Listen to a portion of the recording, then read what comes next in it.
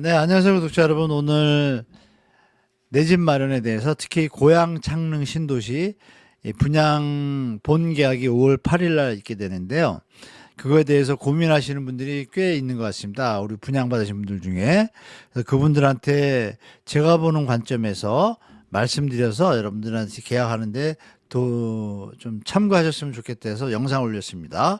특히 우리 구독자 한 분이 제가 미혼이신 걸로 아는데 본계약을 해야 되나 말아야 되나 좀 고민이신 것 같아요. 그래서 같이 보시면서 판단하셨으면 좋겠습니다.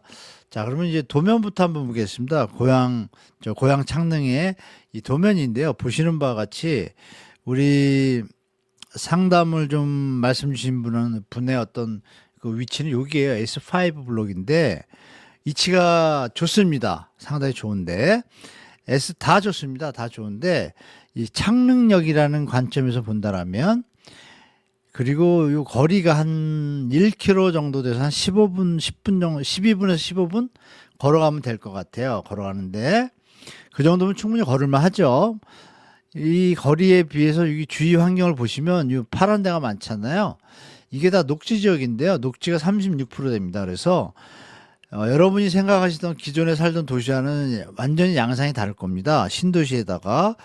그리고 상당히 쾌적할 텐데 요 두 단지하고 요 세 단지하고 여기 단지들은 장점이 뭐냐면 여기 학교가 이렇게 안에 있어요. 가운데 유치원부터 해가지고 초등학교, 중학교, 고등학교 다 있습니다.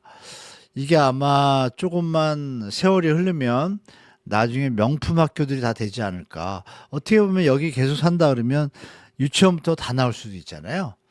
그래서 이런 부분이 좀 장점이기도 하고요. 자족 도시를 갖추기 때문에 이 업무 지역의 정부가 과연 제대로 배치만 한다라면 정말 좋은 도시가 될 가능성이 꽤 높습니다. 정부가 실수 안 하고 국토부가 실수만 안 하면 되죠. 그래서 신혼희망 타운 이 부분도 좋고 세계는 되게 좋은 것 같아요. 그래서 입지는 되게 좋습니다. 그리고 녹지도 좋고 환경도 좋고 학교도 좋고 이렇기 때문에 아이 있는 만약에 세대분이라면은 적극적으로 분양받으실 거를 권합니다. 좀 비싼 게 흠이긴 합니다. 그리고 이제 우리 상담하신 분처럼 미혼이다. 그 미혼이시라도 또 나중에 또 결혼할 계획이 있을 수도 있고 차후에 이 얘기는 뭘까요? 이렇게 학교가 근접했다는 거는 우리가 흔히 말하는 학세권, 수요가 다른 데보다는 좀 더 풍부할 수 있다라는 걸 볼 때 거주 및 실거주 및 약간의 투자의 어떤 인센티브도 누릴 수 있는 가능성이 있다라고 말씀드리겠습니다. 그리고 이제 분양가가 이제 보시는 바와 같이 이렇게 많이 올랐어요. 올라가지고 거의 6억이에요. 상당히 비싸죠. 나라에서 공공분양하는 거고 그 택지를 갖다가 수용해 가지고 하는데 왜 이렇게 비쌀까 하시겠지만 나름의 이유는 좀 있습니다. 그럼에도 불구하고 제가 만약에 감사위원이고 이걸 했다라면 이거보다 5천에서 1억은 더 저렴하게 사전 분양가로 그냥 분양해도 큰 문제가 없다고 봅니다. 물론 건축비가 그 사이에 좀 올랐으니까 올랐는데 아시겠죠? 여러분 건축비가 2022년 말 정도에 꼭지였고 그 뒤부터 그렇게 오른 게 없습니다. 제가 알기로는 그 시멘트 가격 이런 것들이 지금 공사 많이 줄었잖아요. 올라갈 이유가 없잖아요. 수요가 줄었는데. 그러니까 이런 부분이 충분히 국토부에서 제어하고 관리했어야 되는데 약간 LH가 국토부하고 해서 조금 업한 분위기가 분명히 있다고 봅니다. 그래서 나중에 이거 한번 저는 개인적으로 국가에서 감사 한번 들어가야 됩니다. 그러면 분양가가 더 낮출 수도 있다는 게 제 개인적인 생각입니다. 여하튼 이 상태에서 아쉽지만 미래를 보신다라면 이게 조감도인데요. 고양 창릉지구 복합 환승센터 당선작 조감도 25평형인데 우리 상담 우리 하신 분이 3베이 구조입니다. 그리고 3베이라는 걸 아시겠지만 해가 드는 겁니다. 아침부터 저녁까지 해가 드는 면들이 이렇게 남동향으로 해가지고 거실부터 해가지고 이 방 두 개가 해가 드니까 얼마나 좋아요. 그래서 제가 볼 때는 이 잘 짓고 위치도 좋고 그래서 충분히 분양받을 가치는 있다라고 일단 말씀드리겠습니다. 그리고 이제 교통의 문제인데요. 그동안의 1기 신도시나 2기 신도시를 보면 교통망이 늦게 개설되는 바람에 입주하고 나서 2, 3년, 3, 4년 고생 많이 했습니다. 원래 1, 2기 신도시 분들이. 그런데 요번엔 좀 달라요. 다른데 정부가 실수하지 않는다라면 이대로 진행이 될 가능성은 있습니다. 있는데 일단 도시철도 건설은 좀 늦을 수 있어요. 빨리빨리 하면 입주할 때쯤에 할 수 있을 것 같겠지만 GTX-A도 가능할 것 같아요.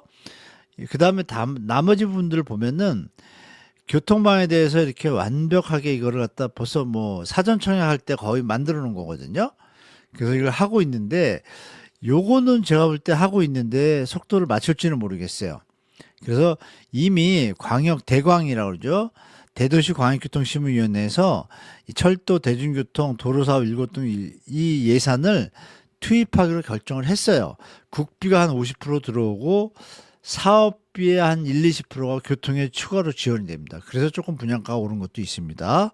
그래서 교통망이 좋다라면 아시겠지만 이 교통망 중에 특히 고향에서 그 양재까지 지하고속도로가 지금 놓여질 거예요. 이게 이제 나중에 큰 역할을 할 겁니다, 여러분. 보시는 바와 같이 일단 고향 은평선 DMC까지 거의 뭐 10분, 15분이면 갑니다. 이제 이렇게 되면. 그래서 이 도시철도가 상당히 도움이 될 것이고, 고향 양재 지하고속도로가 나오는데요. 보시는 바와 같이. 이게 이제 33.5km, 여러분 시속 60km면 얼마인가요? 30분이잖아요. 고속도로잖아요. 그러면 시속 한 80 정도 줄 것 같아요. 그러면 80이면 한 20분 정도? 20분이면 여기서 양재까지 가는 거예요. 이게 이제 혁신적으로 이게 좀 빨리 되면 될수록 좋은데 이것까지 감안한다라면 제가 볼 때 이 라인에 있는 것들이 몇 개 지점이 없어요, 사실은. 그래서 이것도 참 상당히 호재입니다. 그래서 사전 청약 때부터 분양가가 높아진 이유가 이런 여러 가지 교통망 개선을 위해서 좀 예산이 투입된다라는 점을 좀 한번 생각해 보실 필요가 있고, 말씀드린 대로 창릉 원흥지구의 상한제 33매고 평균 분양가를 보시면 요겁니다. 이렇게 비싸죠. 6억대 막 59자고 74형은 뭐 이렇게 7억까지 가고 6억까지 가고. 근데 여기서 보시면 이 도레올 센트럴 더히라고 앞에 있는 단지예요. 이렇게 거기에 원흥 동일 스위트가 가격이 비슷해요. 차이가 없어요. 더 내려간 것도 있고. 그래서 5구제곱인데 5억 6,700인데 한 5억 7천 뭐 이것저것 더하면 뭐 유상 옵션 같은 거 더하면 6억 가까이 되죠. 그래서 부담은 분명히 됩니다. 한 4.67억이면 너무 좋았을 텐데 이 상태에서 신축이라는 점 이걸 좀 생각해 보신다라면 제가 볼 때 신축을 뭐 얼죽신 이런 얘기 있잖아요. 그래서 좀 도움이 될 것 같다는 좀 말씀드리고, 일단 이제 분양가가 비싸진 이유에 추가적으로 하나 더 말씀드릴 게 이 부분입니다. 말씀드린 대로 전체 사업비 20%가 광역교통망에 투입이 되고 이어서 전매 제한은 3년입니다. 그런데 결정적으로 실거주 의무가 없어요. 그래서 만약에 뭐 본인이 어떤 뭐 입주를 못하는 한이 있어도 어느 정도 전세 제가 볼 때 한 50에서 60%는 될 것 같아요. 그 정도의 일단의 어떤 자금의 유동성이 있으니까 좀 도움이 될 것 같고, 분양가는 제가 말씀드린 대로 감정가 대비 너무 비쌉니다. 비싸서 좀 아쉬운데 이게 조성원가 제도였으면요 4억 후반대였습니다. 그러나 아시겠지만 감정가를 가지고 약간 조정을 합니다. 아니 국민 돈을 걷어가지고 땅을 사가지고 지면 그대로 하면 되죠. 무슨 LH가 돈 남기는 데도 아니고. 그 부분은 뭐 임대주택 짓는다고 적자가 난 거는 당연히 국가기관에서 해야 되는 거고, 개정 처리해서 이건 정부가 나서야 되고, 국민 돈을 가지고 땅을 사고 파는데 그걸 원가지도로 팔아야죠. 노무현 정부 때처럼. 기억하시겠지만 동탄하고 파주 이런 데서 노무현 정부 때 잡았던 지역이 원가제로 하고 그 차액의 어떤 인센티브, 인플레이션으로 올라간 가격에 대해서는 국민들한테 가져가게 해야죠. 그걸 왜 LH가 가져갑니까? LH가 왜 국민 돈을 가지고 수익을 남기냐고요. 그건 좀 잘못됐다고 저는 봅니다.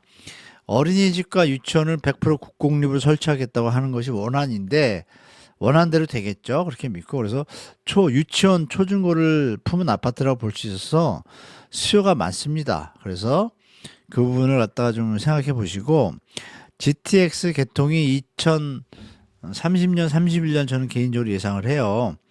그러면 입주하고 나서 정말 운이 좋으시면 나라가 똑바로 정부가 일을 하면 GTX 개통을 입주 때 맞춰서 할 수도 있습니다. 그렇죠? 그런데 제가 볼 땐 6개월에서 1년 정도는 텀을 보셔야 된다고 봅니다. 항상 제때 딱 맞춰서 하는 거를 제가 태어나서 한 번도 본 적이 없습니다.